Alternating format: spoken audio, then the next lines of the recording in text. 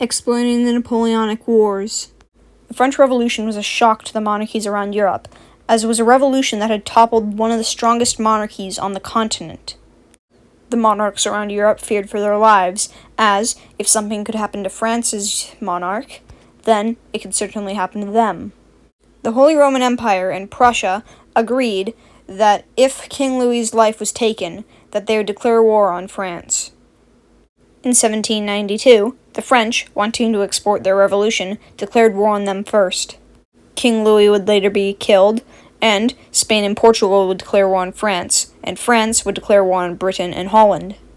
Now, France was at war with most of Europe, and these countries would create the First Coalition. France, however, surprisingly, was able to fend these countries off because of its extremely large army. France was able to annex the Rhineland, take back Corsica, and turn both Spain and the Netherlands into puppet states.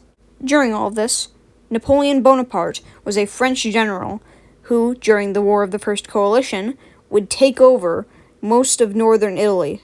The War of the First Coalition would then come to an end in 1797. The next year, Napoleon would attempt to take Ottoman Egypt in an attempt to undermine British trade towards India. Because of this, Britain and Austria would form the Second Coalition, and, though Prussia stayed neutral, Russia would join in this new coalition. During this new war, the Ottomans would also fight France and Egypt. The Russians would help stop French advances in Italy, but a battle in the Netherlands would fail miserably for them. Napoleon's war in Egypt did not go very well, so he returned and then staged a coup and then took over France. During the war, the British would stop and search ships. This would cause Russia to leave the coalition and create the Armed League of Neutrality, which would also include Prussia, Sweden, and Denmark. Britain, angered at this, would bomb Copenhagen in the First Battle of Copenhagen, and this would cause Denmark to leave the Armed League of Neutrality. The War of the Second Coalition would end in a French victory in 1802, and Switzerland and Tuscany would be added to the new French Empire.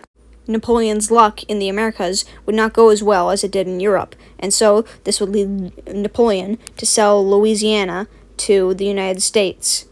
From there, Napoleon would start planning an invasion of Britain and would crown himself Emperor of all of France.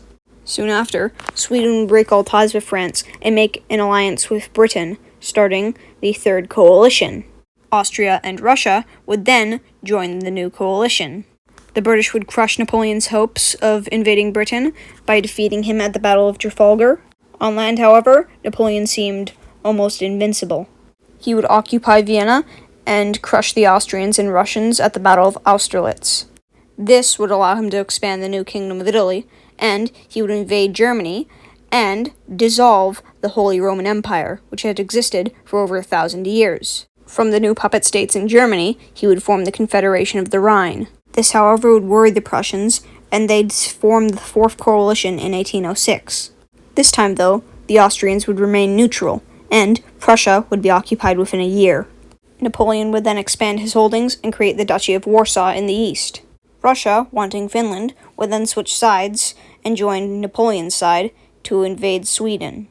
Napoleon now had control of most of continental Europe, and then he would set up the continental system, blocking all trade with the United Kingdom.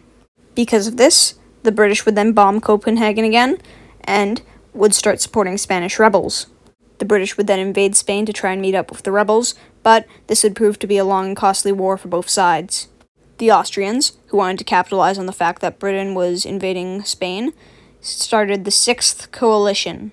The Austrians were fighting alone, however, and were defeated in a matter of months, and also lost a lot of territory. For a few years, the only real problem that Napoleon had to deal with was the war in Spain. That was, until Russia pulled out of the continental system.